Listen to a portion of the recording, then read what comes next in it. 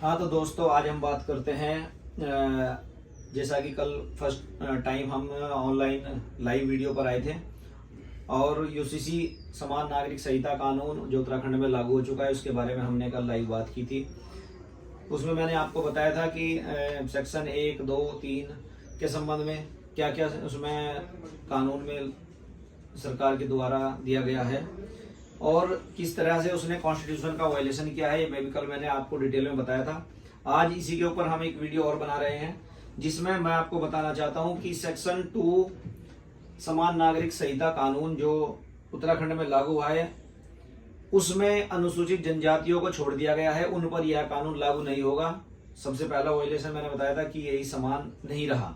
अब बात आती है कि ये अनुसूचित जनजातियों को छोड़कर उसके अलावा जितनी भी जातियां हैं उन सब पर यह कानून लागू होगा। तो अब मैं आपको बताना चाहता हूं कि अकॉर्डिंग टू कॉन्स्टिट्यूशन कैसे इस कानून में इसका संविधान का वायलेशन किया गया है, कैसे संविधान को इसमें खत्म किया जा रहा है। उसमें सबसे पहले हम बात करते हैं सेक्शन 25, आर्टिकल 25 कॉन्स्टिट्यूशन का जो आर्टिकल 25 है उस पर हम बात करेंगे। मैं सबसे पहले आपको बताऊंगा कि आर्टिकल 25 क्या कहता है। आर्टिकल 25 कहता है freedom of conscience and free profession, practice and propagation of religion. इसमें इसके कई खंड दिए गए हैं। Subject to public order, morality and health and to the other provisions of this part, all persons are equally entitled to freedom of conscience and the right freely to profess, practice and propagate religion।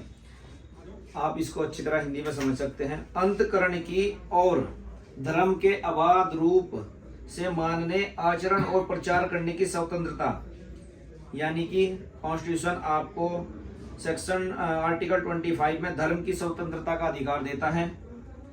इसमें स्पष्ट लिखा हुआ है लोक व्यवस्था, सदाचार और स्वास्थ्य तथा इस भाग के अन्य उपबंधों के अधीन रहते हुए सभी व्यक्तियों को अंतकरण की स्वतंत्रता का और धर्म के अबाध रूप से मानने, आचरण करने और प्रचार करने का समान हक होगा।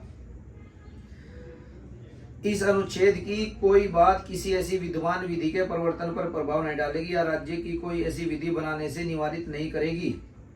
इसमें यह भी दिया है कि राज्य के अगर कोई राज्य कानून बनाता है तो इस बात का उस पर कोई फर्क नहीं पड़ेगा। लेकिन इसमें स्पष्ट क्या है, क्या धार्मिक आचरण से संबंध किसी आर्थिक, वित्तीय, राजनीतिक या अन्य लौकिक क्रियाकलाप का विनियमन या निर्बंधन करती है।